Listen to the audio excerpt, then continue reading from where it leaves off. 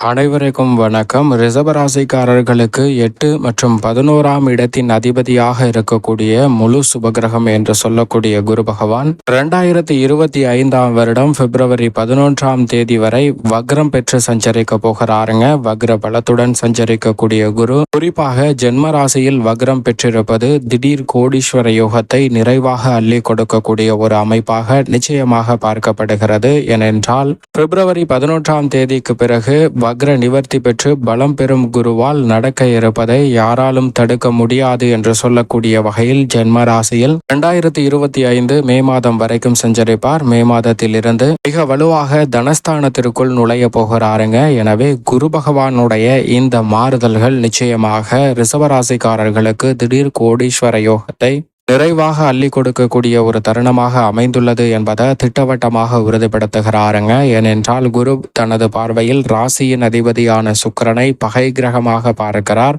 அதோடு மட்டுமல்லாது ராசிக்கு அஷ்டமாதிபதியாகவும் லாபாதிபதியாகவும் இருக்கிறாருங்க. ஒரு வகையில் அஷ்டமாதிபதியாக இருக்கக்கூடிய குரு பகவான் வக்ரம் பெறுவதும் மிகப்பெரிய அளவில் வரவேற்கத்தக்க ஒரு அமைப்பாக பார்க்கப்படுகிறது. ஏனென்றால் குரு பகவான் மிகவும் சாதகமற்ற அமைப்பு என்று சொல்லக்கூடிய ஜென்ம ராசியில்தான் வக்ரம் பெறுகிறார். எனவேதான் ரிஷபராசிக்காரர்களுக்கு நிறைவான நன்மையும் முன்னேற்றமும் இந்த தருணத்தில் நிச்சயமாக கிடைப்பதற்கான முதன்மையான யோகம் உருவாகக்கூடிய ஒரு தருணமாக பார்க்கப்படுகிறது என்பதை தெளிவாகவும் துல்லியமாகவும் உறுதிப்படுத்துகிறாருங்க. எனவேதான் நீங்கள் எதிர்பார்ப்பதை காட்டிலும் பெரும்பான்மையான நல்ல மாறுதல்கள் வலுவாக நிறைவாக கிடைப்பதற்கான யோகத்தை நிச்சயமாக உருவாக்கி கொடுக்கக்கூடிய ஒரு தருணமாக அமைய போகிறது ரிஷபராசிக்காரர்களுக்கு என்பதில் சந்தேகமே இல்லை.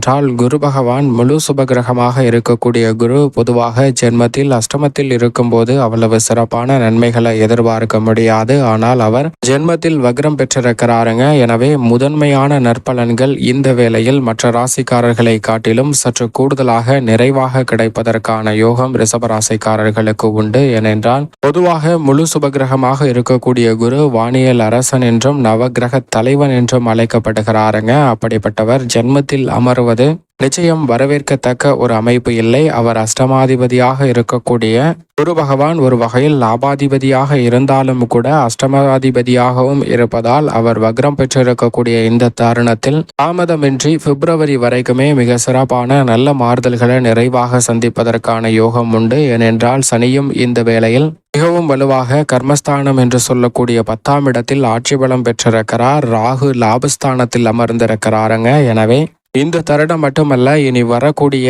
2.5 ஆண்டுகளுக்கு மிக வலுவான நல்ல மாற்றத்தை நிச்சயமாக அள்ளி கொடுக்க போகிறாருங்க. சரியாக பயன்படுத்தி கொள்ளுங்க. அதிலும் குறிப்பாக முழு சுபகிரகமாக இருக்கக்கூடிய குரு பகவானுடைய இந்த வக்ரகதியால் மிக பெரிய அளவில் சேமிப்புகள் கரைந்த நிலையில் அவை அனைத்தையும் மீண்டும் சேர்ப்பதற்கான யோகம் நிச்சயமாக கிடைக்குங்க. நீங்கள் எதிர்பார்க்கிறபடி பல்வேறு வகையான குடும்ப ரீதியான பிரச்சனைகள், குடும்ப உறுப்பினர்கள் ஆண் பெண் என இருவராலும் ஏற்பட்ட பிரச்சனைகள் நல்ல முடிவிற்கு வரக்கூடிய ஒரு சிறந்த தருணமாக பார்க்கப்படுகிறது. நீங்கள் எடுக்கக்கூடிய முயற்சிகள் எதுவாக இருந்தாலும் அவை உங்களுடைய வாழ்க்கை நிலையை, வாழ்க்கை தரத்தை உயர்த்துவதற்கான வாய்ப்பை நிச்சயமாக உருவாக்கி கொடுக்குதுங்க. தொழில் ரீதியாக இருந்து வந்த பெரிய அளவிலான சங்கடங்கள் இந்த தருணத்தில் நிறைவாக மறைவதற்கான சாத்தியக்கூறுகள் உண்டு. எதிர்பார்ப்பதை காட்டிலும் நல்ல முன்னேற்றத்தை பெறக்கூடிய வாய்ப்பை குரு ஜென்மத்தில் வக்ரம் பெற்றிருப்பதால் நிறைவாக அள்ளி கொடுக்க போகிறார். அது மட்டுமல்லாது ஜென்மத்தில் வக்ரம் பெற்று விரயஸ்தானத்தை நோக்கி நகர்வதால் சுப விரயங்களை நிறைவாக சந்திப்பதற்கான முதன்மையான யோகம் ரிஷபராசிக்காரர்களுக்கு கிடைக்கிறது. அதோடு மட்டுமல்லாது அவரது சுப பார்வை 5, 7, 9 ஆகிய இடங்களை வலுப்படுத்துகிறதுங்க. பாக்கியஸ்தானம், சப்தமஸ்தானம் மற்றும் பூர்வ புண்ணியஸ்தானத்தில் குரு பகவானின் சுப பார்வை கிடைப்பதால் இந்த தருணத்தில் குடும்ப ரீதியான பிரச்சனைகள் பெரிய அளவில் கட்டுக்குள் வருங்க. வருமானத்தை விட செலவுகள் அதிகமாக மாறினாலும் கூட அவை சுப விரயங்களாக மாறும். எனவே அதன் மூலமும் வருவாயை ஈட்டுவதற்கான நல்ல சாத்தியக்கூறுகள் நிறைவாக கிடைக்க போகிறது. எதிர்பார்ப்பதை காட்டிலும் குடும்பத்தில் திடீர் வருமானம் ஏற்படுவதால் திடீர் கோடீஸ்வர யோகம் நிறைந்த ஒரு தருணமாக அமைவதற்கான முதன்மையான யோகம் இந்த தருணத்தில் உண்டுங்க. திருமண முயற்சிகள் எந்தவிதமான தடையும் இன்றி மிக சிறப்பாக கைகூடுவதற்கான முதன்மையான யோகம் இந்த தருணத்தில் நிறைவாக கிடைக்கிறது. இந்த தருணத்தில் வாக்குஸ்தானம் மற்றும் விரயஸ்தானம் வலுப்பெறுவதால் எதிர்பார்ப்பதை காட்டிலும் மிக சிறப்பான நல்ல மாறுதலை இந்த தருணத்தில் நிச்சயமாக குடும்பத்தில் சந்திப்பதற்கான முதன்மையான யோகம் ரிஷபராசிக்காரர்களுக்கு உண்டு.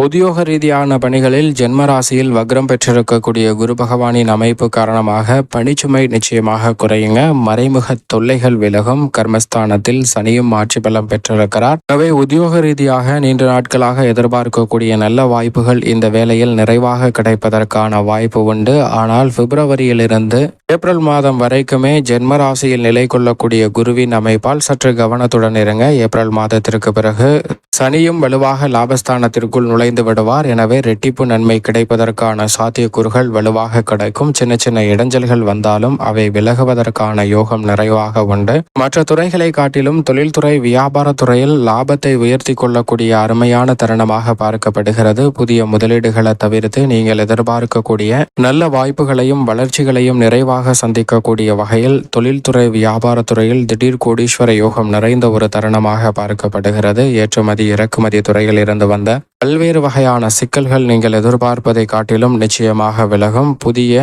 பொருளாதார ரீதியான முன்னேற்றத்திற்கான வாய்ப்புகள் நிறைவாக கிடைக்கக்கூடிய ஒரு தருணமாகவும் அமையும். கலைத்துறையில் திடீர் கோடீஸ்வர யோகம் நிறைந்த ஒரு தருணமாக வக்ரம் பெறக்கூடிய குரு பகவான் ஏற்படுத்தி கொடுக்க போகிறார். ஏனென்றால் அவர் வக்ரம் பெற்று சஞ்சரிக்கக்கூடிய இந்த வேளையில் கலைத்துறைக்கு சோர்வுகளை நீக்கி அதிகமாக துரிதமாக செயல்படுவதற்கான நல்ல வாய்ப்புகளை நிறைவாக அள்ளி கொடுக்கிறார். எனவே இந்த தருணத்தில் கலைத்துறையில் கடுமையான போட்டி இருந்தாலும் அவை அனைத்தையும் முறியடித்து உச்சபட்ச வளர்ச்சியையும் நன்மையும் நிறைவாக சந்திப்பதற்கான முதன்மையான யோகம் மற்ற ராசிக்காரர்களை விட சற்று கூடுதலாகவே ரிஷப ராசிக்காரர்களுக்கு உண்டு. அரசியல் சார்ந்த பணிகளில் குரு வக்ரம் பெற்றிருக்கக்கூடிய காலத்தில் எதிர்பார்ப்பதை காட்டிலும் மிக சிறப்பான முன்னேற்றம் உண்டுங்க. அதற்கு பிறகு வக்ர நிவர்த்தி பெறும்போது ஒரு மாத காலத்திற்கு சற்று சாதகமற்ற சூழல் இருக்கலாம். அதற்கு பிறகு குரு தனஸ்தானத்தில் அமர்வதால் நல்ல மாற்றம் உண்டு. எனவே குரு பகவானுடைய தன்மையை அறிந்து யூகங்களை வகுத்து மேற்கொண்டால் எதிர்பார்க்கக்கூடிய நல்ல வாய்ப்புகள் அரசியல் சார்ந்த பணிகளில் நிறைவாக கிடைக்கும். மாணவ மாணவியரின் கல்வி ரீதியான பணிகளில் தேவையற்ற பிரச்சனைகள் விலகுவதற்கான நல்ல வாய்ப்பை வலுவாக ஏற்படுத்தி கொடுக்கிறார். விவசாயம் சார்ந்த பணிகளில் இந்த தருணம் முழுவதுமே